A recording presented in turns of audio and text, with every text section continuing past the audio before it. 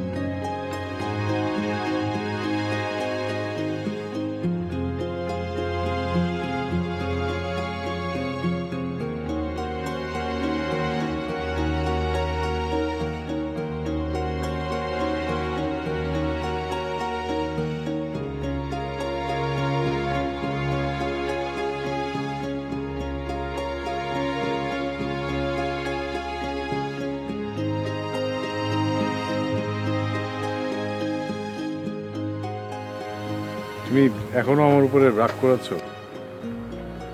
বিষয়টা রাগ করার না, বিষয়টা বোঝার।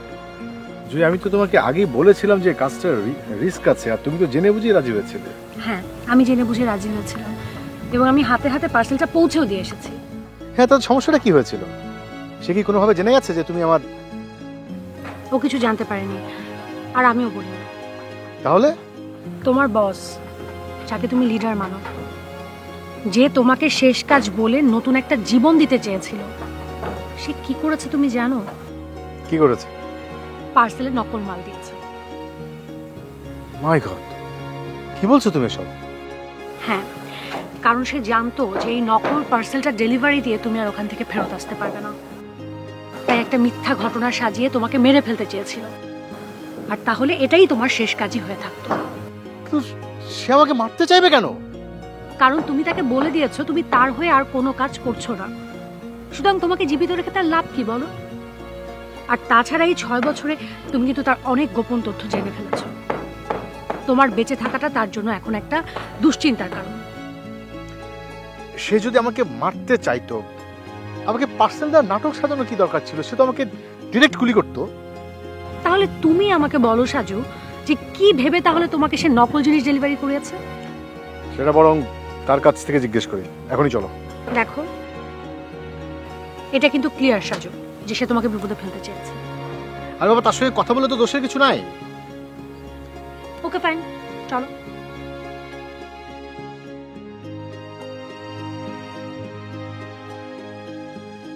কিভাবে এসব হলো জুয়েল ভাইয়া?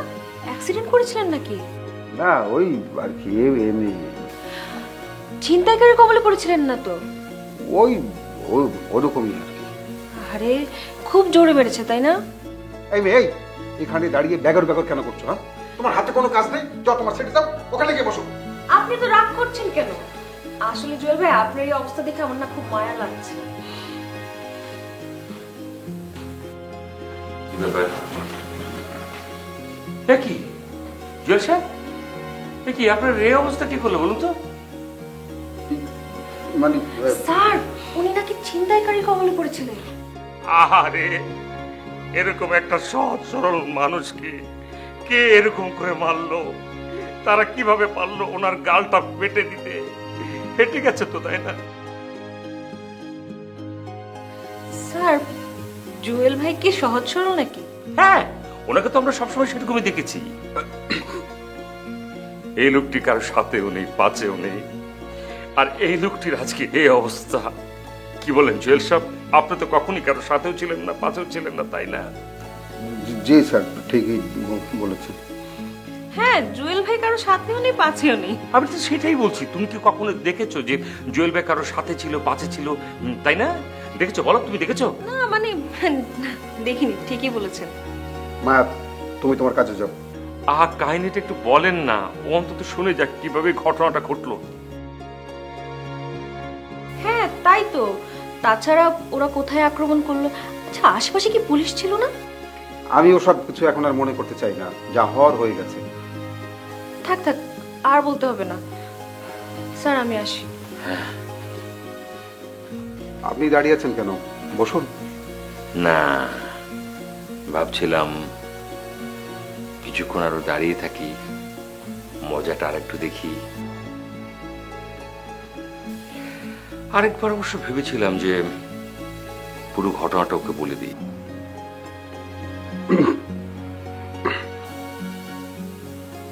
ইচ্ছে হলো না।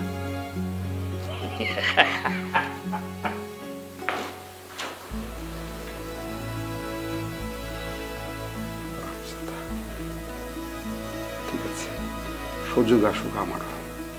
না না, ঠিক আছে, যে কোনো দিন চলে আসে, তবে আসার আগে একটা ফোন দিয়ে আসে। হ্যাঁ, আরে সাজু যে, হ্যাঁ এসো এসো, বসো।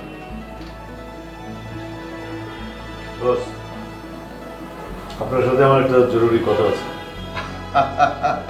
আরে কথা আছে সেটা তো বলবে, কিন্তু কাকে সাথে নিয়ে এসেছো সেটা বলবে না? ও আচ্ছা, ও হলো জুই, আমার। ব্যাস, আর বলতে হবে না, বুঝতে পেরেছি। জুই, জুই তুমি কেমন আছো? ভালো আছি। বসো বসো।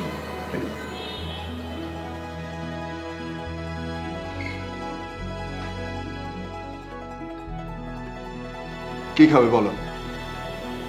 কিছু খাবো না। সেটা কি হয়? প্রথম তুমি বউ নিয়ে আমার অফিসে এলে। আচ্ছা জুই, তুমি বলো কি খাবে? খাবার আগে আমার একটা জিনিস জানা খুব জরুরি।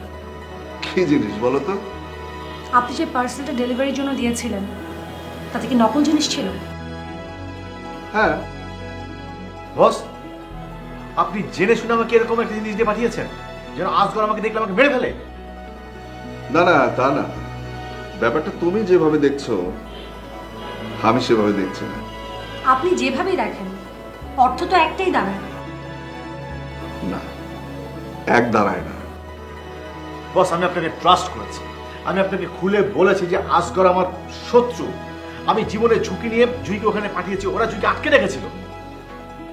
বাহ, তুমি সেখান থেকে কিভাবে ছাড়া পেলে জুই? সেটা বিষয় না, বিষয় হচ্ছে কেন আমি এই জিনিসটা করলাম, তাই তো? হ্যাঁ, কারণ আমি নকল জিনিস পাঠিয়ে এক ধরনের বিশ্বস্ততার পরীক্ষা দিয়েছি। সে পরীক্ষা তুমি পাশ করেছো। হ্যাঁ, তুমিও। এটা কেমন পরীক্ষা বস? ওরা যদি জুইকে মেরে ফেলতো? না, মারতো না, সে নির্দেশ আমার দেওয়া ছিল। বললাম না এটা একটা পরীক্ষা ছিল। বস আমি আর কোনো পরীক্ষা টরীক্ষা দিতে পারবো না।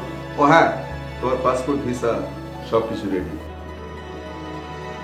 নেক্সট উইকে এসে তুই নিয়ে যাও সঙ্গে টাকাটা, যেটা আমি কমিট করেছি পুরোটাই। কিন্তু আপনি কেন? দেখো জুই, সাজু আমার দীর্ঘদিনের বিশ্বস্ত। হঠাৎ করে ও কেন আমার কাজ ছেড়ে দিতে চাইছে সেটা একটু যাচাই করতে চাচ্ছিলাম। আর সেজন্য এই পরীক্ষা। আমি দেখতে চেয়েছিলাম শেষ কাজটাতেও ও আমার প্রতি বিশ্বস্ত কিনা। যাই হোক, এই কাজটা তো ও করতে পারেনি, তোমাকে দিয়ে করিয়েছে। আমার মনে হয় এই কাজে ওর চেয়ে তোমার যোগ্যতাটাই বেশি। কি বলো সাজু? আমি আর কি বলবো, আমি জুইকে ওখানে পাঠানোর পরে সারাদিন যে পরিমাণ টেনশনে ছিলাম। টেনশন করো না, তুমি বড় এক কাজ করো, অ্যাকাউন্টসে যাও, তোমার কিছু ডিউ আছে ওটা তুলে নিয়ে যাও, আমি বলে দিচ্ছি। চলো জুই, তুমি বসো।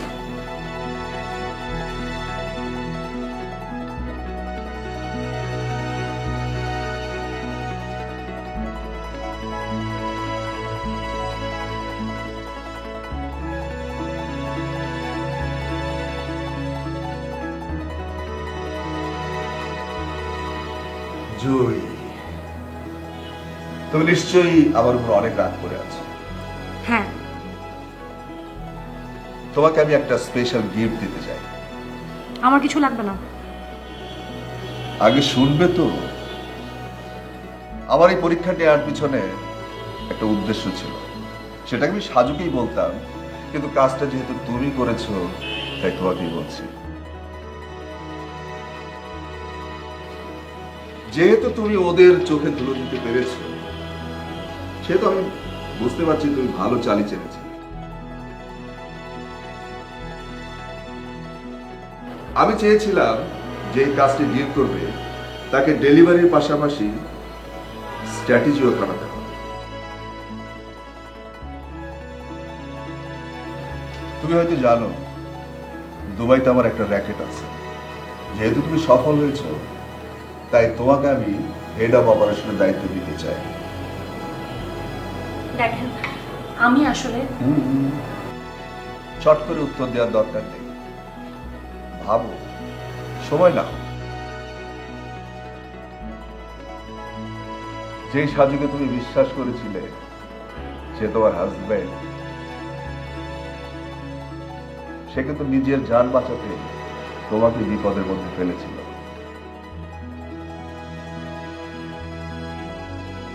ওকে আর কিচ্ছু হবে না, হি ইজ অলরেডি ফিনিশড। তুমি ওর কাছ থেকে কিছু আশা করতে পারো না। তাই তুমি নতুন জীবন সাজাতে চাইলে আমার এই অফার থেকে বেস্ট কিছু পাবে বলে মনে হয় না।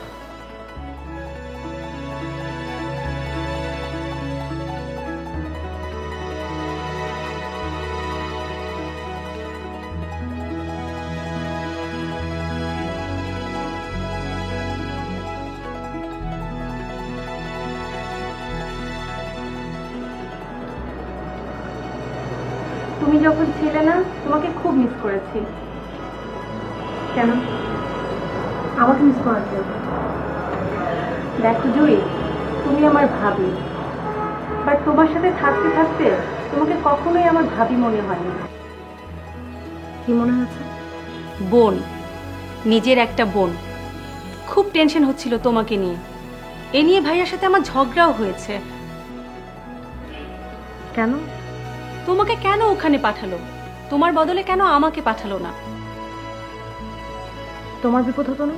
হলে হতো, তারপরেও তোমার যদি কিছু হতো আমি কোনোদিন নিজেকে ক্ষমা করতে পারতাম না।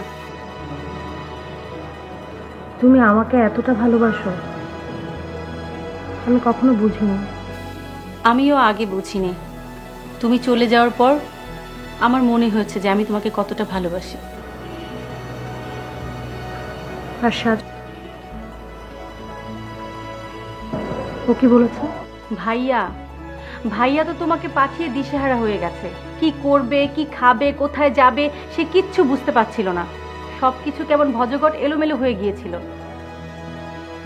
আচ্ছা বলো তো, তোমাকে ওরা আটকে রেখেছিল? তারপরে ছাড়া পেলে কি করে? তারপর এক ছেলে এসে আমাকে উদ্ধার করলো। ছেলে? কে সে? গেস করো তো কে? না পারছি না। দাঁড়াও দাঁড়াও, সেই ছেলেটা না? অল্প। তুমি ওকে কোথায় পেলে? রাস্তায়। আমার কিন্তু বিশ্বাস হয় না। তুমি তাহলে ওর সাথে পালিয়ে গেলে না কেন? পালাতে চাইলে তো আরো আগেই পালাতে পারতাম, তাই না?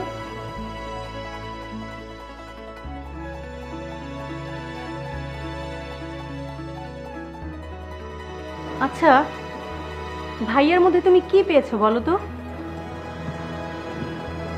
মায়া, এক ধরনের মায়া। অনেকদিন একসাথে থাকলে বাড়ির কুকুরের প্রতি যেরকম মায়া হয়, ঠিক সেরকম মায়া।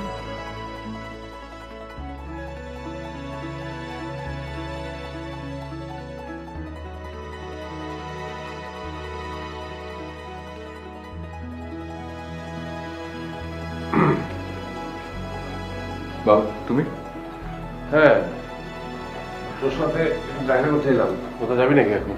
না না, ঘর তোর একদম অগোছলো তো। তাতে কোনো অসুবিধা নেই, এখন জীবনটা ঠিক মতো গুছিয়ে নিতে পারলেই হয়। আমাকে নিয়ে অনেক টেনশন করো তাই না বাবা? না, টেনশন তো হওয়ারই কথা। তোরা ছাড়া এখন আমাদের টেনশন করার কি আছে বল? ও হ্যাঁ, ভালো কথা। নে এই টাকাটা রাখ। টাকা? কিসের? না, ওই তোর মা বলছিল তুই নাকি মোবাইল হারিয়ে ফেলেছিস, আর তোর সাথে তো কন্ট্যাক্ট না করলে তোর মা এক মুহূর্ত থাকতে পারে না। এই টাকাটা দিয়ে ওর মোবাইল কিনে নিস। আরে না না, টাকা লাগবে না, আমি একটা ব্যবস্থা করে নেবো। তোর টাকা লাগবে না কেন? বড় হয়ে গেছিস, বাবার টাকা নেওয়া যায় না? না তা না, মানে কেন শুধু শুধু? আরে শুধু শুধু না, তুই একটা ভালো মোবাইল কিনবি যেন সারাদিন চার্জ থাকে। আমরা তো ফোন করে যেন তোকে পাই। এখনকার দামি মোবাইলগুলোতে বেশিক্ষণ চার্জ থাকে না বাবা। শোন, তোর মা কি তোর বিদেশ যাওয়ার ব্যাপারে কিছু বলেছে?